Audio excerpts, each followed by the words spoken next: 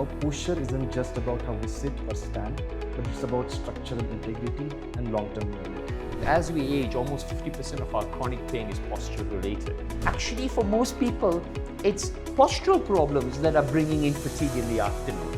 I'm going to now start to be acutely aware of how I move and the small things that are going to bring in integrity into the quality of my life, the quality of my movement.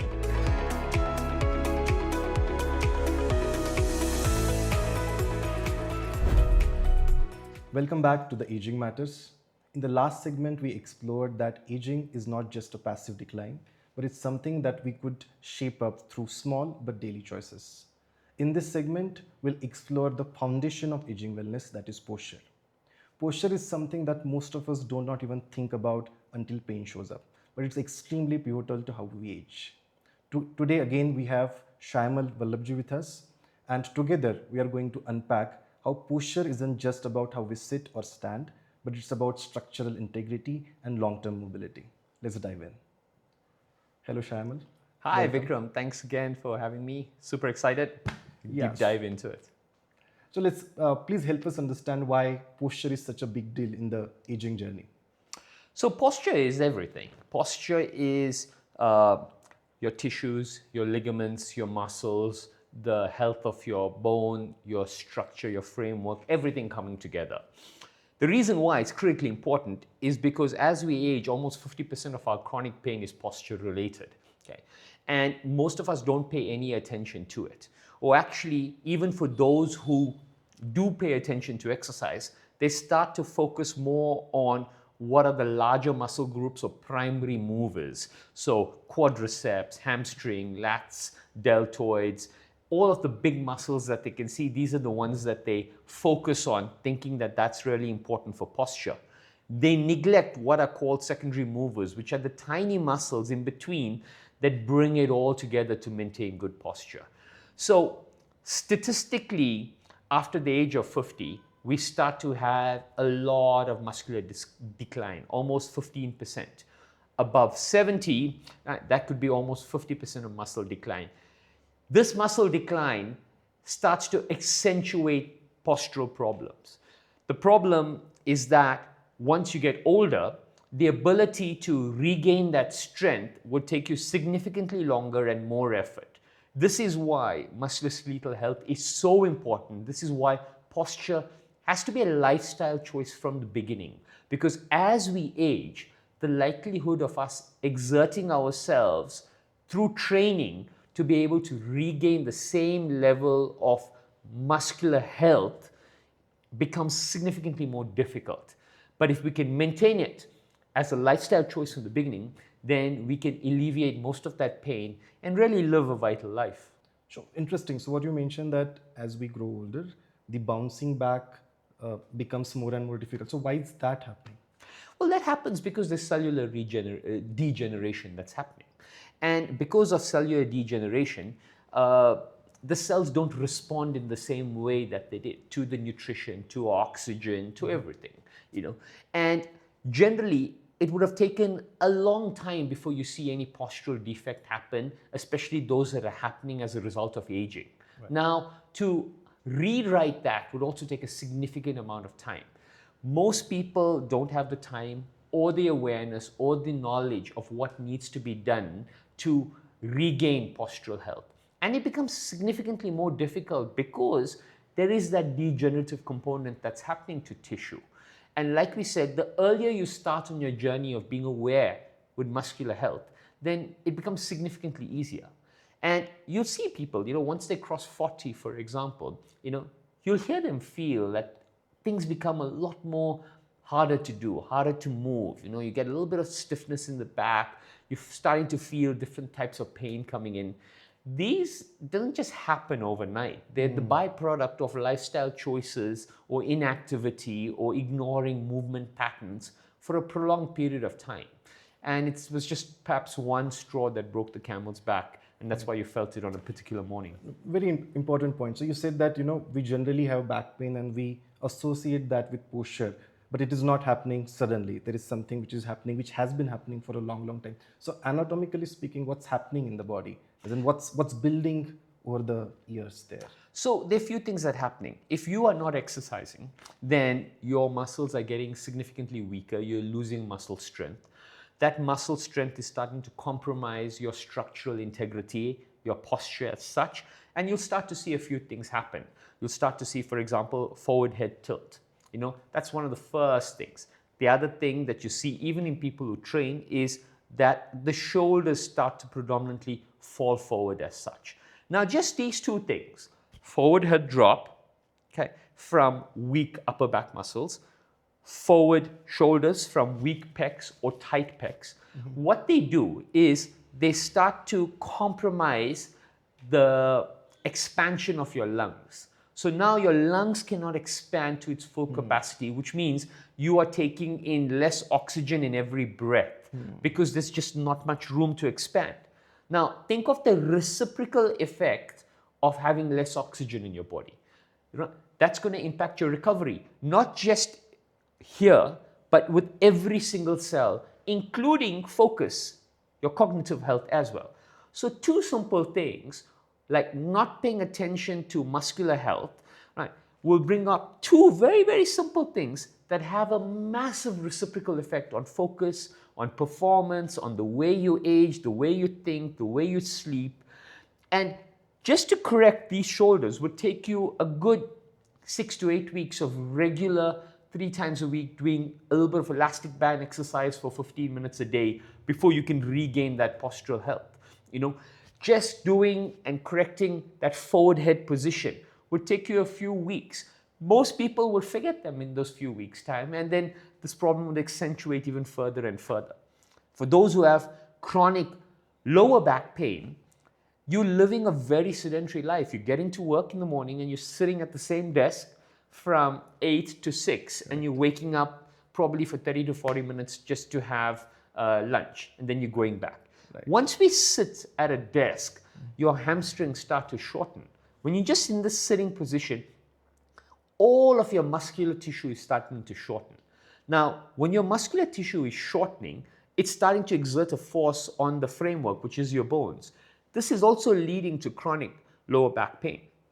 So sitting in this position here, okay, is shortening the abdominal muscles, it's shortening the hamstring muscles, which is tilting the pelvis, either forward or backward, that it's creating chronic lower back pain.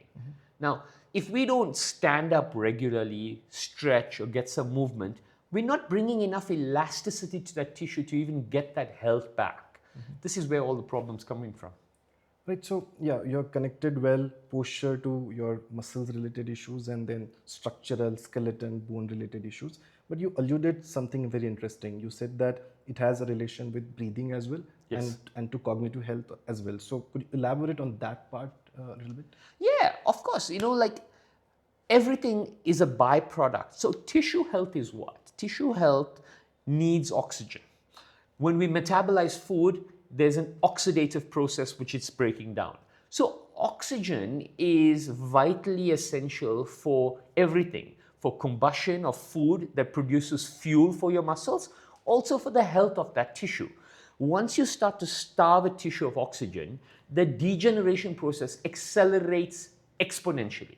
Okay? Now, if your postural health is starting to compromise the amount of oxygen you're taking in, you are accelerating your aging process by the simple fact that it's not getting life force. In Vedic science, we call it prana, energy, that rides upon every breath. Right. So it's not getting this vital prana, this vital energy that it's needing to sustain life. All of this is starting with posture, and then it's having a reciprocal effect on everything else, which can be your respiratory system, your circulatory system, your cognitive health, the way you think about it. Cognitive health is directly correlated to mental health. It's directly correlated to how we communicate with people, how we emote, what we feel. Most people think the most direct correlation with post-afternoon fatigue is, oh, I've had a heavy lunch, or I had an oily lunch, or the typical thing is, this Indian food makes you sleepy in the afternoon. Yeah. Actually, for most people, it's postural problems that are bringing in fatigue in the afternoon, because you don't have a posture that is able to sustain good, healthy processes. So the muscles are degenerating and getting fatigued, and by the afternoon they're tired. So what you said is posture has this intertwined, widespread impact on your entire personality. That's very profound. So if somebody has to work on their posture in a preventive context, so what tips you could give? This is a great question. So, Vikram, I spent 25 years being a sports scientist, training professional athletes and working. And I started working with corporates who want to go to the gym, and I'm very active myself, so I spend a lot of time in the gym. Now, let's fundamentally look at the human body. Every single thing that we do, we're moving forward. So generally, we're walking forward, we're climbing upstairs. Even when we're coming downstairs, we don't come down backwards, we come down forward, looking forward. Right? If we're playing sport, we're kicking in front, we're lifting in front, we're pushing in front, we're pulling from the front. Every single activity that we do, we are forward facing. Right. Correct? Now, let's start to analyze the posture. Where do most people get pain? So they get cervical pain at the back. Yeah. They get lumbar pain at the back. Right. They get Achilles pain at the back. Right. And most of your postural pains are on the back. Backside. With the exception of one, which is knee pain, which is generally in the front. Right. But the knee pain in the front is directly correlated to an unstable or a weak hamstring at the back. Interesting. So all of our movement patterns are fundamentally in front, but all our pain is fundamentally at the back. So what's happening here? What's happening here is that with day-to-day living, right, just by the way we're moving, we are developing all of the postural muscles in front of us just by the sheer nature of how we move and how we act and how we live. Then, when we want to exercise, we also develop everything on the front. So we run forward, we cycle forward, we lift weights in front, we do leg extensions. Everything we're doing is doing in the front. Okay. So the reason why most people have postural pain is for one very, very simple reason. We neglect the posterior chain.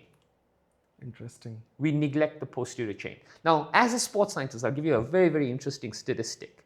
All right. We found that 90% of sports-related injuries happen in deceleration or stopping. Okay. Right. 90%. That's very few injuries outside of contact injuries where a person's run into you or tackled you. Right. Very few injuries happen in acceleration. Okay. Most of them happen while you're trying to slow down or while you're trying to stop. Right? Again, because we've understood through sports science that an imbalance on the posterior chain creates 90% of your pain, creates 90% of your postural problems, and all of the associated issues. So, where should we start? I tell a person, very, very simple. If you have only 1 hour in a week to exercise, right, only train the posterior chain, because everything in front of you is being developed. Is being trained. Is being trained. Yeah. Everything behind you is being neglected. Yeah. When you go to a physiotherapist for chronic lower back pain, they're going to give you hamstring exercises, they're going to give you glute medius exercises, and they're going to give you lower erector spinae exercises. They're going to train everything at the back. All right. If you go for Achilles tendon, they're going to give you calf and they're going to give you hamstring. If you go for cervical problems, they're going to give you the latissimus dorsi, they're going to give you rhomboid, scalene, serratus, all of these muscles. Everything behind you is going to be done. So if you want to think of preventative health for musculoskeletal problems, do not even look in the front. Look only at the back. Start from the back. Very interesting. So let's also understand posture in the context of aging. As we age, what are the postural changes which happen, and what are the things that the people should watch out for? As we age, the things that will generally come up with respect to posture are, like I said, the first one is falling forward of shoulders. Forward head tilt will bring about mild curvature called kyphosis of the spine. This is an indication that we need to strengthen the upper back muscles. The hamstrings will shorten, so you'll start to find it more difficult to bend forward, right? You'll find a lot of stiffness in there. You'll find a lot of chronic back pain. Then the other very, very common one is you'll find a lot of knee pain coming in, where people are finding it hard to walk upstairs, hard to do that. And the knee pain will be on the patella or just below the patella. The reason you're finding it there is because the quadriceps are too developed, the hamstrings are underdeveloped, and you're getting something called patellar tendonitis, which is a thickening or a hyperactivity in the tendon just above the patella. So you'll have anterior knee pain. These are predominantly the main things that you'll have. As this starts to get worse, you'll start to find that your feet also cramp a lot. You may get a lot of night cramps as well. Feet become tight. Feet are also another very, very important and neglected aspect in postural health, because our feet are supposed to, with every single step we take naturally, Vikram is supposed to get about 5 to 8% expansion in the feet. So if you take shoes off and you stand, you'll notice your feet web a little and they come back. They web a little and come back. That's how it should be. That's how it should be. But we wear shoes that are fixed. So there's no room for expansion on those shoes. Right. So that muscle is sitting in there for 8 hours without any room for expansion. There's fatigue. And people don't realize how complex the foot is. Just one foot has 33 bones, 66 ligaments, and more than 100 muscles in one foot. And from your ankle to your hip, there are only 3 bones. Interesting. They're just 3 from the ankle to the hip, and there's 66 in the foot. It's a highly, highly complex structure. It's as complex as our intestine and as complex as our brain.